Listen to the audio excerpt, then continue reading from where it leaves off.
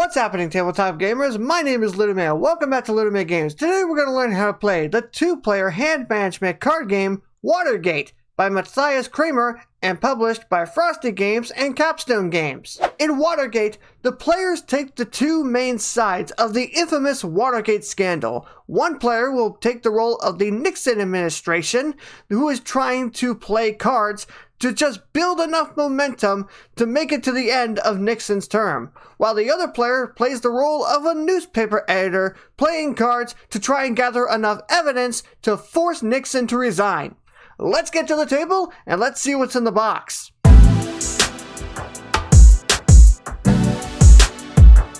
To set up the game, you first need to decide who will play as the editor and who will play as the Nixon administration, which from this point on, I'm just going to refer to as Nixon. Place the game board between you so that the editor can see the board the right way up, while the Nixon player looks at it upside down. Each player will then take their respective momentum card and place it facing them on their respective side of the board. Each player will also take their respective deck of cards, shuffle it, and then place it down next to the board, right next to their momentum card. Beside the zero space of the research track, place the initiative card and place it so that it is face up, meaning that the arrows on the card are pointing towards the editor. Place the initiative token and one momentum token on the zero space of the research track. The remaining momentum tokens can be set aside for now. They'll come into play later on. Take the 7 picture tiles and place them all somewhere nearby. Finally, place all of the evidence tokens into the bag and place it nearby, and you are ready to begin. The game takes place over several rounds, each comprising of 3 phases: the initial phase, the card phase, and the resolution phase. During the initial phase, both players will look at the side of the initiative card and draw the appropriate number of cards that is shown on their side. You will then draw that appropriate number of cards, placing them into your hand and keeping them hidden from your opponent. You, however, can look at those cards at any time. If your draw deck is ever empty and you have to draw again, simply just shuffle your discard pile to form a new deck. Then the Nixon player, and only the Nixon player, will then reach into the bag without looking and draw 3 tiles out of the bag and place them face down on the zero space of the research track. The Nixon player can look at these tiles at any time they wish, but the newspaper player cannot, no matter what. Once you fulfill those steps, you move on to the second phase, which is the card phase. Starting with the player who has the initiative, meaning the player whose arrows on the initiative card is pointing to, the players will go back and forth playing turns until neither player has any cards left in their hand. On your turn, you must play 1 card from your hand. Each card has 2 parts to it, a value and an action. And of those 2 parts, you must choose one of those 2 to use. If you choose to play the card for the value, you will then move 1 token on the research track toward your side of the board as many spaces listed on the card. When you do this, you can either move the initiative token, the momentum token, or 1 evidence token. If you want to move an evidence token, there's a few things you'll need to know. There are 3 basic types of evidence tokens that come with the game, and each of them have a specific color.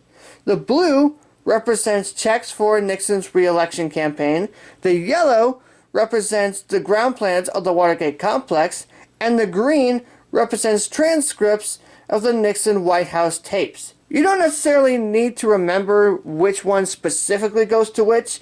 You just need to remember that they do come in different colors. There's also 2 colored evidence tokens that can be used as either of the colors listed on the token. There are also evidence tokens that will have a 1 inside a circle on them.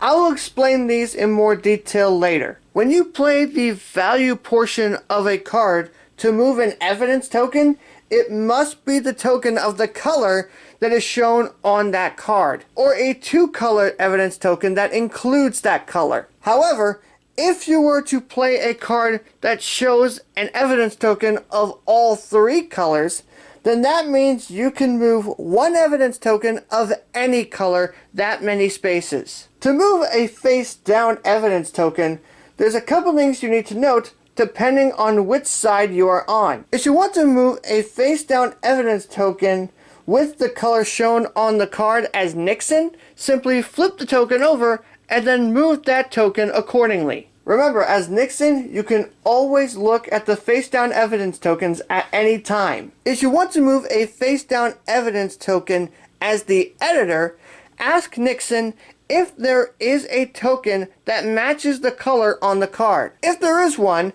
Nixon must then flip that token over and move that token the appropriate number of spaces toward the editor's side of the board. If there are none that match, Nixon will tell you so, and then you can either move the initiative marker, the momentum marker, or any face-up evidence token. An important thing to know is that after you use a card for the value part, discard it face-up to your personal discard pile. If it is your first discarded card, place it face-up beside your draw deck to create your discard pile. Whenever you move a token of any kind onto the fifth space of your side of the research track, any extra movement is forfeited and you immediately gain the token. You take the token off of the board and it cannot be moved anymore by anyone. I'll explain what happens after you gain tokens a little bit later.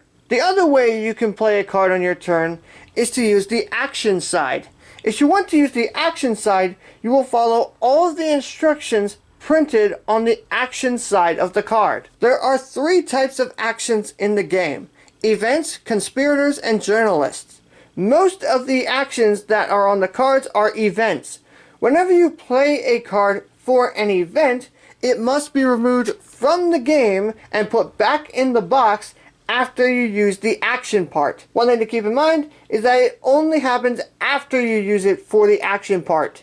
If you use an event for the value part, then you do not remove it from the game. The next one is conspirators. The only player who has conspirators is the Nixon player, and after Nixon uses the action part of a conspirator card, it goes to Nixon's discard pile. One thing to keep in mind is that there are some cards that will have requirements which must be met in order to use the action portion of the card. There are also some cards which are reaction cards. And these cards, you can only use their action part as a direct reaction to a specific card played by your opponent. Another thing to keep in mind is that when you play a card for its action, you have to fully carry out all of the instructions on the card that are possible.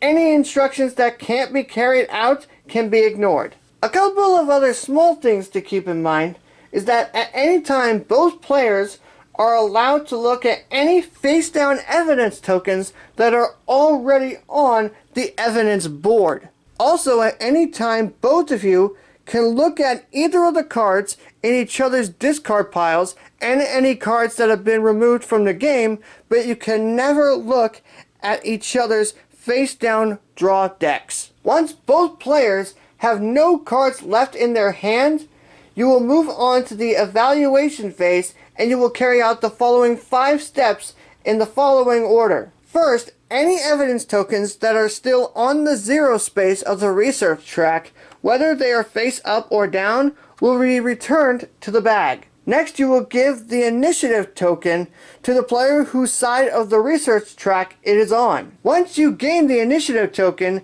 take the initiative token off the board, place it onto the initiative card, then, if necessary, turn the initiative card so that it faces you. This now indicates that you have the initiative. If the token was still on the 0 space when everyone ran out of cards, then it is gained by the player that did not have the initiative for that round. If the initiative token was gained earlier in the round, then you can skip this step. Next, you will give the momentum token to the player whose side of the research track that it is on. Whenever you gain the round's momentum token, take it from the research track and place it onto your momentum card in the empty space with the lowest number. If there is an instruction text labeled next to the space, you will carry that out immediately. One thing to note is that if the editor were to gain the momentum token but has no free spaces left, then that token is removed from the game. If after both players have run out of cards, the momentum token is still on the 0 space,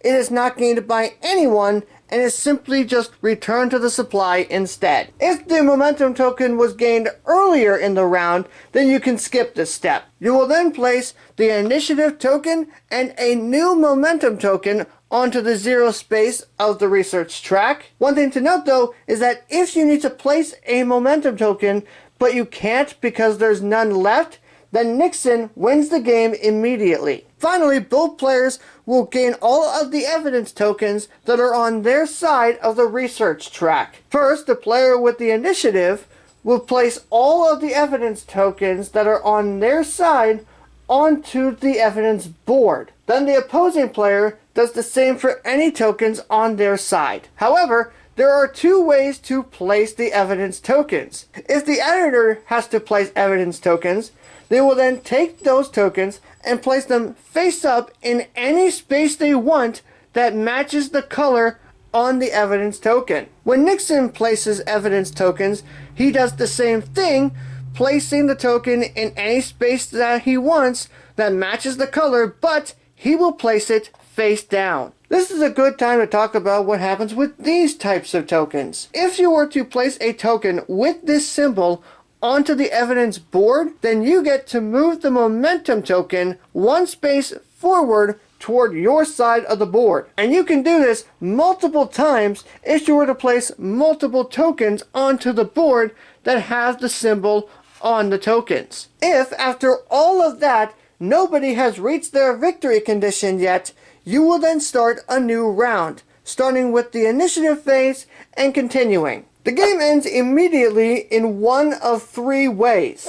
The Nixon player wins either when they get to place a 5th momentum token onto their momentum card, or when they have to place a momentum token onto the 0 space of the research track but can't because the supply is empty. The editor immediately wins as soon as the portrait of Nixon is connected to 2 portraits of what is considered to be informants connected to Nixon. It is considered connected if there is an uninterrupted thread of evidence tokens leading from the informant to Nixon's portrait. For example, this would be considered connected because there is an uninterrupted line of evidence tokens leading right between Nixon and Alfred. This, however, would not be a connection because while there is a connection of evidence tokens between Nixon and James, James's portrait is face down. So that means this is not an informant. Up here would also not count because while Martha's portrait is face up, there is an interruption between the line of evidence tokens between her portrait and Nixon's. This, however, would count because John's portrait and Nixon's portrait are both face up and there is an uninterrupted line of evidence tokens between them. Once the editor connects 2 informants to Nixon's portrait, the editor wins. And that's everything you need to know in order to play Watergate. As always, if you have any questions, feel free to leave them in the comments. I hope you all enjoyed this video. If you did, give it a big thumbs up. If you want to know my thoughts on Watergate, or if you want to learn how to play more games, then make sure you subscribe to the channel for more tutorials, reviews, and unboxings. Thank you all as always so much for watching, and I will see you in the next video.